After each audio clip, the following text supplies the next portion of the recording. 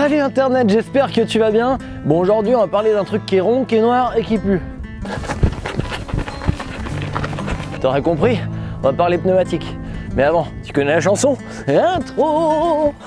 Salut, moi c'est Tom, je suis passionné de sport extrême et instructeur dans à peu près tout ce qui roule. J'ai créé cette chaîne YouTube pour te partager mes rêves et te faire vivre mes aventures. Alors installe-toi dans ton canapé et abonne-toi.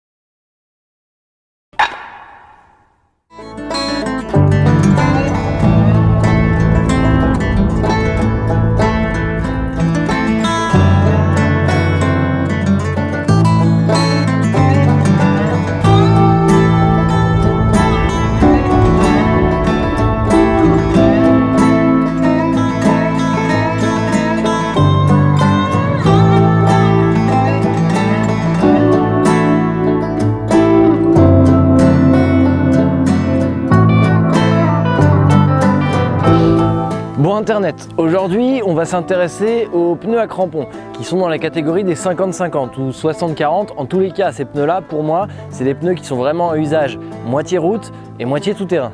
Des pneus comme ça il y en a pléthore et j'en ai essayé vraiment beaucoup, mais il y en a uniquement 3 que j'estime avoir vraiment poncé dans tous les sens et du coup sur lesquels j'estime avoir un avis assez objectif. Ces 3 pneus, c'est le TKC 80, la Naki Wild et le Scorpion Rally. Internet, tu commences à connaître la maison, mais je vais te le repréciser au cas où. Je vais pas dire du mal pour dire du mal, et je vais pas dire du bien pour dire du bien. Je vais simplement te dire ce que je pense. C'est pour ça que je te parle uniquement de ces 3 pneus-là, parce qu'il y a vraiment que sur ces 3 pneus-là que j'ai un réel avis objectif et un vrai retour d'expérience. Tout ce que je vais te dire ici, c'est mon avis perso. D'accord? Donc ça veut pas dire que c'est une vérité universelle, c'est ma vérité en fonction des choses que j'ai vécues. Et je sais déjà qu'il y a des choses que je vais te dire avec lesquelles certains seront pas d'accord. Mais un pneu, c'est ultra personnel, donc on a le droit d'avoir des avis divergents. Là je vais juste te livrer ce que moi je ressens. Donc ces 3 pneus, je les ai essayés exactement dans les mêmes endroits et dans les mêmes conditions. Sur route, en off-road et sur circuit de vitesse. Bon, je vais commencer par te parler du Continental TKC 80, une des références dans le milieu du trail. Comme beaucoup je pense, j'ai commencé avec ce pneu-là, simplement parce que quand tu poses la question « Putain, qu'est-ce qu'il faut que je mette comme pneu pour faire du tout-terrain sur mon trail ?» Ce qui ressort la plupart du temps, c'est le Continental TKC 80. Chose qui est peut-être un peu en train de changer, c'est vrai. Alors je te mets dans l'ambiance tout de suite, c'est un pneu avec lequel je vais pas être tendre. Ses seuls points forts à mon sens, c'est que effectivement sur route, c'est certainement le plus confortable et le moins bruyant. Il a aussi une bonne accroche, donc sur ce point-là, il n'y a pas de souci. Mais pour ce qui est du tout-terrain, personnellement, j'ai absolument aucun feeling avec le train avant. Et en plus de ça, c'est un pneu qui accepte très mal la baisse de pression. La pression qui est donnée par le constructeur sur la 1250 GS, c'est 2,5-2,9. 2,5 à l'avant, 2,9 à l'arrière. On sait très bien que pour faire du tout-terrain, cette pression, elle est complètement inadaptée. Donc on va baisser la pression. Si tu veux faire et de la route et du tout-terrain avec un maxi trail assez lourd, c'est 1,8 devant, 1,8 derrière. C'est une pression qui va passer à peu près partout. Si tu roules à 1,8 devant, 1,8 derrière avec un TKC 80, en tout cas aux endroits où je roule, tu es à peu près sûr que sur 90% de tes pneus, tu auras une crevaison lente dès le premier roulage, surtout sur la roue avant. Et l'autre gros problème, c'est que si tu as besoin de descendre en pression en dessous de 1.8, par exemple rien qu'1.6, 200 grammes en off-road c'est énorme, tu vas enchaîner crevaison sur crevaison. Donc c'est un pneu qui accepte vraiment mal dans les terrains difficiles la baisse en pression. Et ça c'est vraiment problématique pour moi. Voilà, donc tu auras compris, c'est pas un pneu que j'apprécie particulièrement. Si tu veux vraiment faire du off-road engagé, en tout cas dans mes conditions, je trouve que c'est un pneu qui n'est pas adapté. On va maintenant passer au Michelin Naki Wild. Pour le coup, celui-là internet, je pense que tu sais que c'est un pneu que j'apprécie beaucoup. C'est assez simple, dans tous les Naki Wild que j'ai pu essayer, j'ai jamais eu de crevaison. Je te dis ça, j'en ai eu une, un clou sur l'autoroute, mais ça compte pas. En off-road, je n'ai jamais eu de crevaison ni lente, ni crevaison tout court avec ce pneu. Et donc pour le coup, ça c'est un pneu avec lequel tu peux vraiment jouer sur les pressions. La même chose que ce que je t'ai déjà dit sur le TKC 80, pour moi la pression universelle c'est 1,8. 1,8 devant, 1,8 derrière. Mais c'est un pneu qui pour le coup va vraiment accepter de baisser la pression. Si tu es vraiment en galère et dans un terrain un peu plus meuble, tu peux descendre à 1,6, j'ai jamais eu de problème. Et tu sais bien qu'au Portugal, j'ai roulé à 500 grammes des journées entières Dans ce pneu, j'ai même fait des liaisons routières à 500 grammes. Bon, à 30 km/h, hein, on est d'accord. Mais en tous les cas, on peut vraiment jouer sur les pressions sans aucun problème. Et l'autre chose qui est vraiment cool par rapport au TKC80, c'est le grip du train avant en off-road. Bah c'est simple, tu as l'impression d'avoir un train avant. Là où sur le TKC80, pour mon ressenti, c'est complètement flou. Là, j'ai un avant qui est capable de se placer à différents endroits et que je ressens. Donc c'est vraiment plus agréable. Alors pour ce qui est du comportement sur route, bon, je pense pas que je sois vraiment la personne la mieux placée pour te parler du bruit, des vibrations, etc. Parce que personnellement, il n'y a rien qui m'a jamais vraiment choqué sur aucun des pneus que j'ai pu essayer. J'ai une bulle basse, donc je pense que ça joue beaucoup. Alors oui, ça vibre un peu et oui, ça fait un peu de bruit. Mais on n'a rien sans rien non plus. Donc pour ce qui est du comportement routier, à mon sens, de la Naki Wild, bah oui, par rapport au TKC80, il vibre un peu plus, oui, il fait un peu plus de bruit, mais il a un comportement routier qui est aussi bon que le TKC80, et tu peux te rappeler la vidéo que j'avais fait sur piste avec, tu peux vraiment mettre de l'angle sans avoir aucun souci. Tu sens qu'il faut être un peu sur des œufs à la fin, mais ça tient. Et donc quand je te dis ça tient, si tu veux mettre un peu de gaz avec ce type de pneu, et ça c'est valable quel que soit le pneu, de 5 de 9 ça marche pas. Hein. Sur piste, j'étais vraiment obligé de baisser les pressions. Je roulais à 1,8, voire même 1,6 selon les pneus. Tu joues un peu sur la pression selon le pneu et le ressenti que tu as. La température et blablabla et blablabla. Allez, je te remets quelques images. Seven seasons of come and gone, and I'm yours still. But this love is my song and song.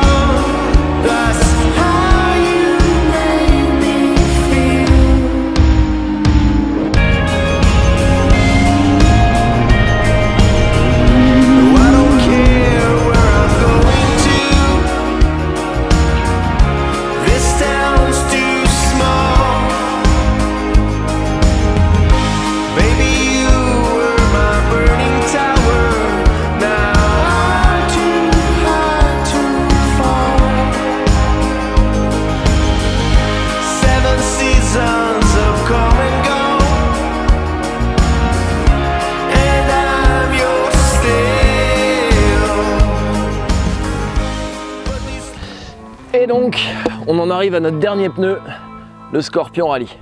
T'es nombreux internet à avoir remarqué que depuis quelques temps, je roulais plus justement avec des Naki Wild, mais avec des Scorpion Rally. Donc, il y en a beaucoup qui m'ont demandé « Ouais, tu roules plus avec des Wild, tu roules avec des Rally, pourquoi pas ta couffin ?» Calme-toi, je vais t'expliquer. J'étais tranquille, j'étais peinard avec mes Wild sur Hector quand Pirelli est rentré dans le bar. Pardon, je m'égare.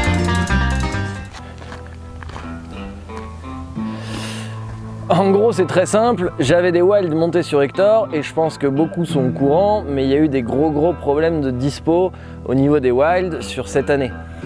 Donc j'arrivais au bout de mon stock de pneus, il fallait que je monte quelque chose puisque j'avais plus rien et plus de Wild de dispo et j'avais jamais essayé les Pirelli. Donc bah, j'ai monté des Pirelli Rally et ça a été le début des problèmes. Pourquoi je te dis que ça a été le début des problèmes? Bah, ça a été le début des problèmes dans ma tête. Tout simplement parce que tu sais internet que je suis très attaché au côté humain et que l'équipe de Michelin est une équipe que j'apprécie énormément et qui m'ont aidé depuis le début et je les en remercie infiniment pour ça. Sauf que quand j'ai essayé le Pirelli, et ben objectivement parlant, je me sentais un peu mieux sur le Pirelli que sur le Michelin. Et du coup tu te retrouves dans une situation un peu de merde parce que tu as envie de vexer personne. Le Michelin, comme je te l'ai dit, a un très bon pneu, mais ben, je me sens un peu mieux sur le Pirelli, c'est tout, c'est comme ça. Hein. Donc si j'essaye de t'expliquer pourquoi, si on commence déjà par le comportement routier au niveau des vibrations et du bruit, effectivement c'est certainement le pneu qui fait le plus de bruit et qui vibre le plus par rapport au Michelin et au TKC80. Mais je vais pas t'en dire plus, va faire un tour sur la chaîne de Matt Adventure, il a fait une vidéo il y a quelques temps très détaillée sur ce pneu et t'entends bien les bruits, etc. Encore une fois, moi personnellement, c'est pas des bruits qui m'ont choqué, que j'ai même pas remarqué. Je les ai remarqués après avoir vu la vidéo de Matt, pour être honnête en plus. Voilà, ça m'a jamais choqué. Et encore une fois, j'ai une petite bulle, donc ça doit jouer. Au niveau de la mise en pression du pneu, eh ben, j'ai pas grand chose à te dire de plus que le Michelin, c'est exactement la même chose. Aucune crevaison à déplorer, aussi bien crevaison lente que crevaison tout court. La pression 1,8 pour du trajet mixte, que ça soit route ou off-road. Il accepte super bien la baisse en pression, c'est-à-dire que tu peux descendre à un 6 s'il faut, même un peu moins. Je l'ai descendu jusqu'à 500 grammes dans des situations délicates, ça m'a sorti de situations assez improbables, donc aucun problème à déclarer de ce côté-là. Et je l'ai même descendu à 0 dans une situation vraiment sableuse à l'arrière. Donc au niveau de la mise en pression, on est vraiment kiff-kiff avec le Michelin. Là où il va commencer à y avoir une réelle différence, c'est au niveau du comportement du train avant. Je pense d'ailleurs que ça va être quelque chose d'assez clivant. Soit tu vas adorer, soit tu vas détester. Pour essayer de t'expliquer ça de manière un peu simple, si tu veux, le Scorpion Rally à l'avant est taillé vraiment en pointe. Donc ça veut dire que dès que tu vas lui mettre quelques degrés d'angle, la moto va littéralement se jeter par terre. Et ça, je pense que soit tu vas adorer, soit tu vas détester. Et personnellement, je trouve que c'est un énorme avantage. C'est un gros avantage à mon sens pour la simple et bonne raison que la GS, c'est une moto qui est lourde et qui est extrêmement lourde de l'avant. Elle est grosse et elle a un peu tendance à avoir ce comportement pâteau. Avec ce pneu, c'est comme si tu avais une épée aiguisée devant et que du coup tu redonnais vraiment de la dynamique à l'avant de ta moto.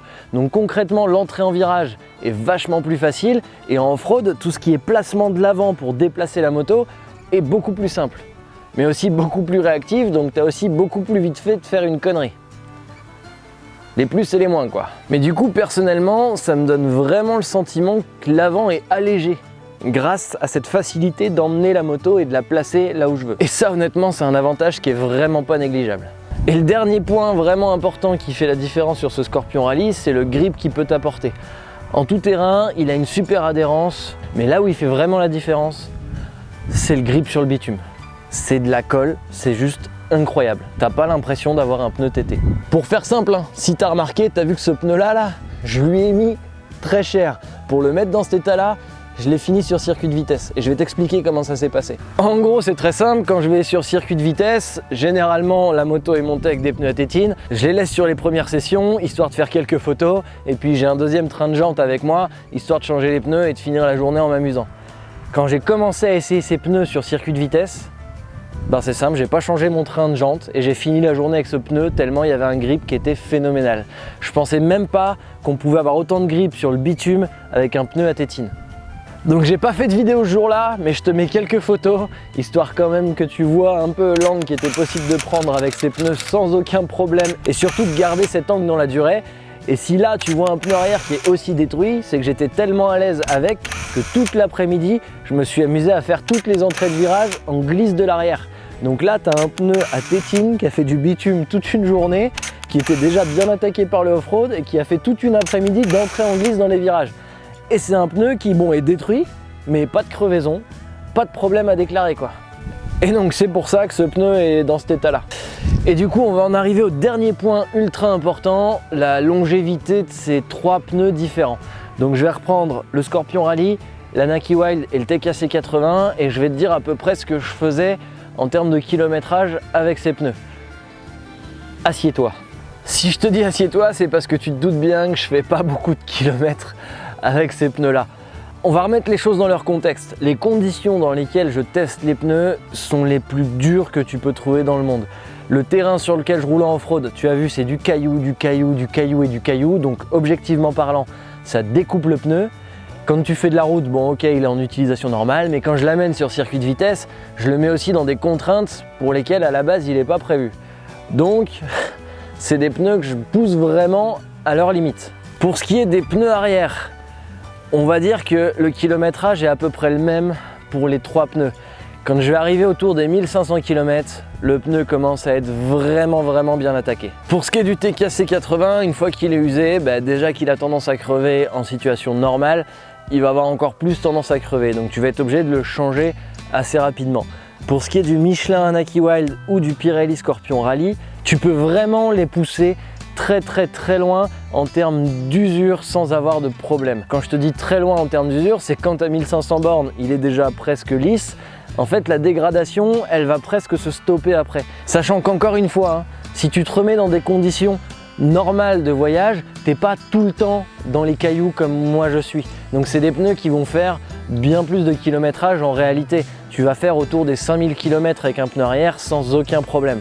Là, je les teste vraiment en les mettant en permanence dans des conditions qui sont difficiles. Là où par contre, tu vas commencer à avoir une vraie différence significative, c'est au niveau de l'usure du pneu avant. Sur le TKC 80, ben encore une fois c'est la même chose, c'est plus les crevaisons qu'autre chose qui vont rythmer ton changement de train de pneus avant. Sur l'Anaki Wild, en toute objectivité, je fais un avant pour 3 ou 4 arrière. Donc l'avant a une énorme longévité. Sur le Scorpion Rally, je fais un arrière et demi, 2 arrières maximum pour un avant. Il n'y a pas de secret, hein. Pour avoir un tel comportement sur route et pour avoir un tel grip disponible, bah, tu as une usure qui est plus prononcée parce que tu as une gomme qui est plus tendre. Hein. Il n'y a pas de miracle. Hein. Donc oui, tu as beaucoup plus de grip sur bitume, mais tu as plus d'usure que sur un pneu qui a moins de grip. Ça paraît logique au final. Hein. Donc là, je te mets en image un Pirelli que j'ai défoncé comme un sagouin, celui que j'ai fini sur piste à côté d'un Pirelli 9, et je te mets aussi celui que j'ai actuellement sur Hector à côté d'un Pirelli 9. Donc celui que j'ai actuellement sur Hector, je suis entre 2500 et pas loin des 3000 km. Sachant que, comme je te l'ai dit, depuis 1005, il fait vraiment la gueule. Il est déjà bien séché depuis 1005. On voit que ça tient, mais par rapport à un pneu neuf, il y a un écart qui est juste stratosphérique, et donc forcément sur le grip, il n'y a pas de miracle. Hein. Sur le grip en off-road, je te parle. Hein. Sur la route, aucun problème. Dernière chose qu'il faut que je te dise, qui est promis, après je me tais. La pression de tes pneus, on en a parlé, ça transforme le comportement de ta moto et c'est ultra important. Ce qu'il faut juste que tu aies en tête, c'est que toute pression autre que la pression constructeur est illégale. Donc, si tu es à autre chose que 2.529 qui est la pression constructeur sur ton 1250, en théorie, t'as pas le droit. 2.529 sur un 1250, pour faire ce que je fais, c'est inconduisible. Donc après, si on te dit qui c'est que t'as dit ça, c'est pas moi. Hein. Bon voilà Internet, j'espère que j'ai pu t'éclairer un peu plus sur la façon dont je voyais ces 3 pneus et que ça a pu t'aider toi aussi. Bon allez, à la voyure. Eh, mais j'ai pas dansé encore.